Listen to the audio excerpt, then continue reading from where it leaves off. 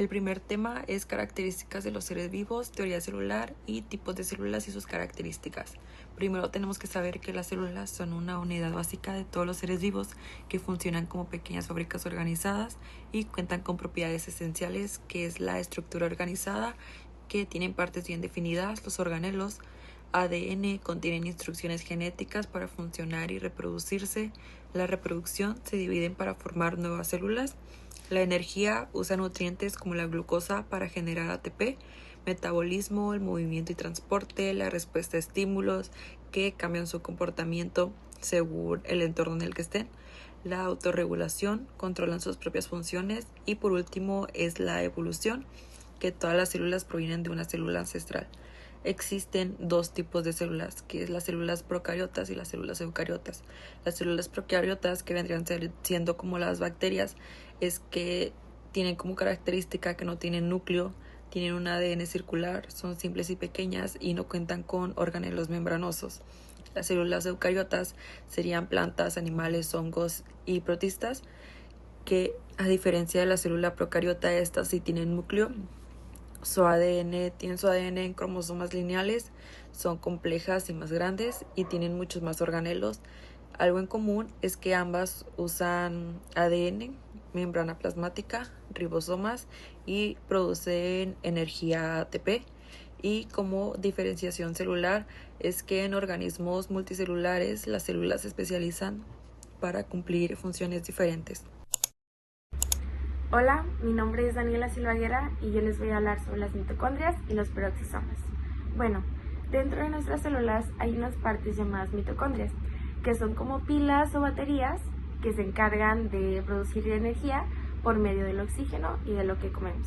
También se pueden encargar de muchísimas más cosas como guardar calcio y pues tienen ADN que viene de mamá.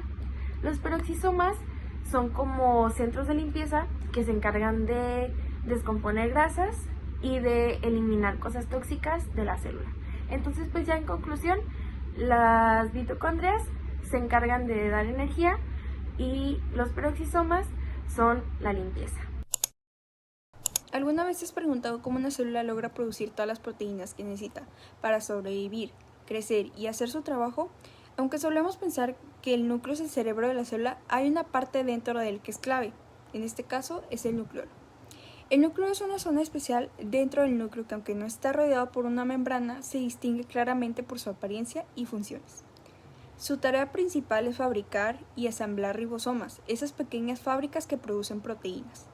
Para lograrlo, genera RNA ribosomal, que sería el RNA-R, y lo combina con proteínas para formar las subunidades ribosómicas.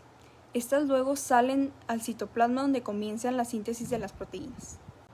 Esta estructura está organizada en distintas zonas, que es la parte amorfa, la granular, la fibrilar y el centrofibrilar. Cada una participa en una etapa del proceso. Ahí se produce el RNA 45S, que luego se transforma en tres tipos de RNA funcional, que es el 28S, 5.8S y 18S. Y mientras tanto, el RNA-R5S se fabrica fuera del nucleolo gracias a otra enzima. Durante el ciclo celular, el núcleo se desorganiza y desaparece temporalmente, pero se vuelve a formar a final de la división. Además, ante el estrés celular o daño en el ADN, se puede modificar su actividad y ayudar a regular la reparación o la muerte celular. Y pues más allá de la biología celular, el nucleolo también es relevante para la neurobiología y la psicología, ya que participa en procesos como la plasticidad sináptica, el aprendizaje y la memoria. En resumen, el nucleolo no es solo un punto oscuro en el núcleo, es una fábrica vital para la célula y clave para comprender tanto la salud como el funcionamiento del cerebro.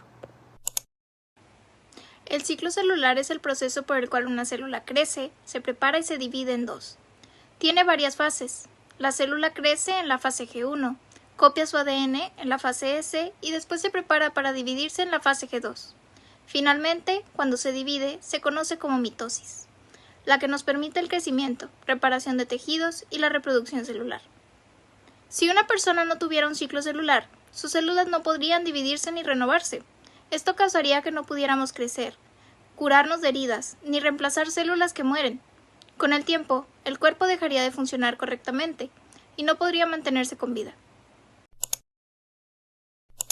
Hola, hoy voy a hablarte sobre la mitosis, un proceso fundamental para la vida. La mitosis es una forma en la que la célula se divide en dos células hijas idénticas. Este proceso es esencial para el crecimiento, la reparación de tejidos y la reproducción asexual de los organismos unicelulares. El proceso ocurre en 4 fases principales.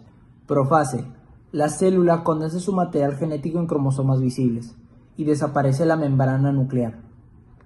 Metafase: los cromosomas se alinean en el centro de la célula. Anafase: las cromátidas hermanas se separan y se dirigen a polos opuestos. Y por último, la telofase: se forman membranas nucleares nuevas y los cromosomas se desenrollan. Finalmente llega la citocinesis, quien divide el citoplasma y genera 2 células idénticas. Gracias a la mitosis, nuestro cuerpo puede crecer, curarse y mantenerse. Es un verdadero espectáculo microscópico.